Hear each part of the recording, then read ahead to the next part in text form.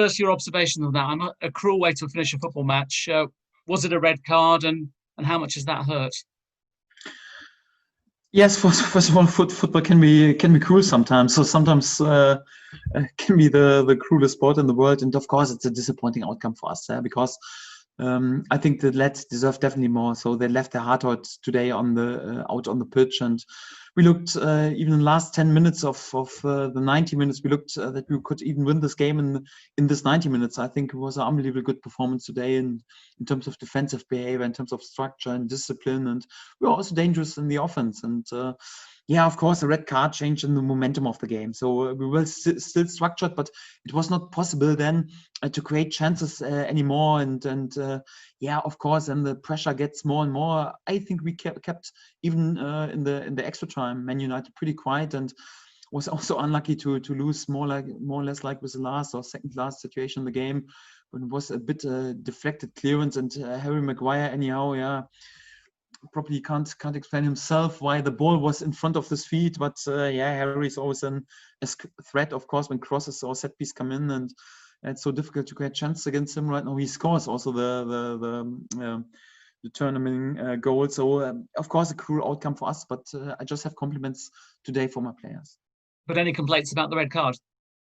No, I never complain about anything. I leave it with the officials, and if the referee then thinks it's a red card, I accept it. Obviously, the league is the priority. You've still got everything to fight for. How much can you take from this performance in the final few games of the league season? Yeah, first of all, we were highly motivated in both competitions, so there is no priority for us. We wanted to be as successful as possible also in the FA Cup. So for that, we were pretty motivated today to win this game, and for that we are first of all disappointed. And yeah, if you're honest, in general, it's probably the worst possible outcome. Yeah, because you play in a pretty busy period, 120 minutes. Also then underload when you have to invest even more, and then disappointing result. It's of course not that helpful, but I think we have to take the positives out of this. And the positive is we played today against a team of the moment, at the moment, because Man United unbeaten right now since I think 13 games, unbeaten 2020.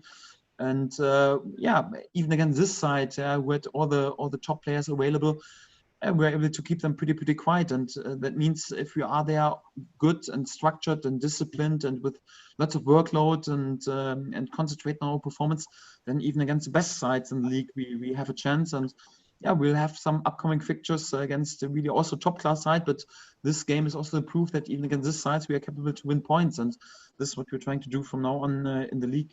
I just wondered how much you missed the fans today, because it's obviously understandable why, but this would have been a raucous atmosphere. First FA Cup quarter-final in 28 years.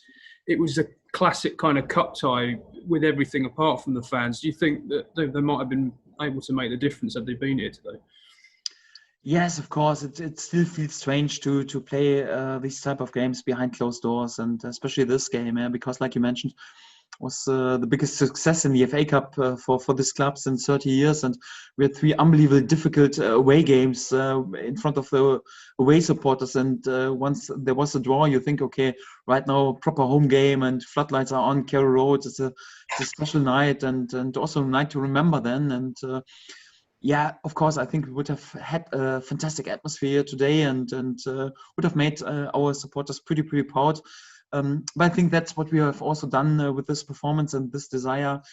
Also, although they were just able to watch this game on the telly, so it feels strange because we play this game for the supporters game, and we want to play with them and want to feel the interaction, the special atmosphere, and want to create some memories with them. But yeah, it's a new normal at the moment, and at least we can play football. I think that's the first step, and hopefully pretty soon the fans are also able to return. But I think at the moment we all have to accept that we have to play under these circumstances, these conditions, and although it still feels strange, we are all fully committed that we do this as long as necessary. Daniel, yes, commiserations. Yes. That was some performance in the circumstances. Todd Cantwell, talk about his goal, and has he picked up an injury there at the end? Yes, in general, so during the second half, he was mooning a little bit about some problems with the adductor, so I hope it's not too bad. he felt it a bit, and of course, after he delivered such a good performance anyhow, then it's more like you're always a bit concerned because there was lots of workload, and I hope he's available also for the next game. So this was, of course, and like I mentioned, more like in terms for the league, the worst possible outcome. 120 minutes in underload where you have to work even more. Disappointing results. Lucas Rupp with some problems. I think there was a fantastic performance. Sadly, I had to substitute him. The same with Todd Cantwell. Then I hope they are available also for our next fixtures. But we have to wait a bit right now what the outcome is during the next days.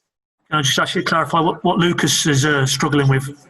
Yeah, he had some problems with his hip, and for that he felt it only I think the last 5 or 10 minutes in the first half, but he was fantastic in the game, and was I think his best performance so far in our dress, and for that we want to keep him going because he was so important for our slightly changed pressing procedure today, and also to be solid in terms of defending. He created many good situations, and I was pretty pleased with his performance.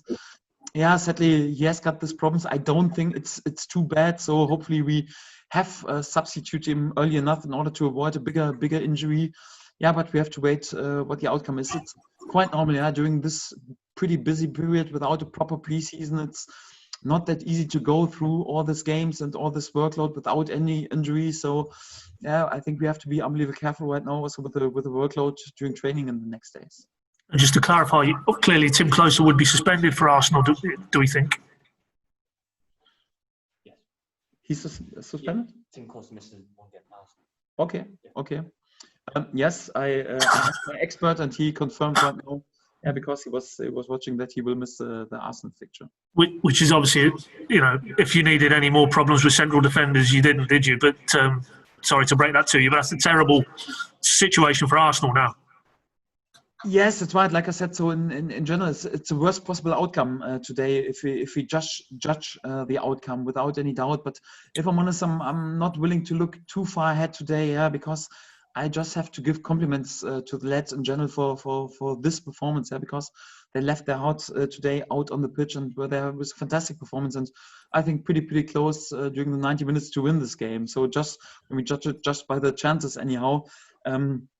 And for that, we wanted to go all into this game to give ourselves a chance. And sadly, why ever? So sometimes football can be the cruelest sport in the world, and you have to accept anyhow what you feel is a bit unfair, not deserved outcome anyhow. But it's also like why we play this game. Yeah, it's not like we think too far ahead. We want to go out and want to deliver performances and win football games. And sadly, we have to accept today that it's an unbelievable unlucky outcomes in terms of injuries with the red card, also with the result. But again, so I'm pretty proud of this performance. Final one, if I can. Obviously, the next day or two, this is going to sting. There's going to be a lot of disappointment. But do you feel you've taken a step forward from the previous 2 games tonight, and that's something to build on for the rest of the season? Yeah, first of all, it's good that we were the second game in a row pretty solid in terms of our defending. Was already against Everton, and right now over 120 minutes against the top class side, Manchester United, who is totally on the up. And like I said, in 2020, 13 games unbeaten already, and more or less on the way to finish in the Champions League positions.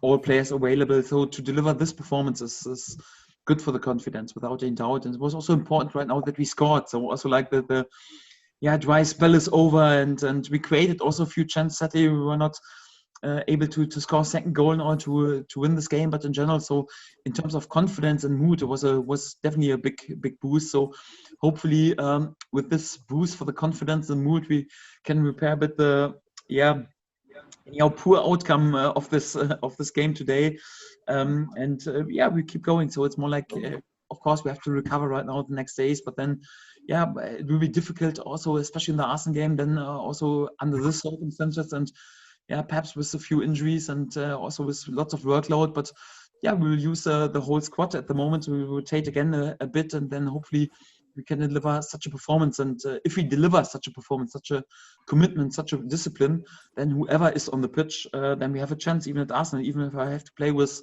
Timo Pukki perhaps in the centre back position, or perhaps our Kidman as a right full back or whatever, we keep going and try to grind a result out there as well. Thanks, Dan.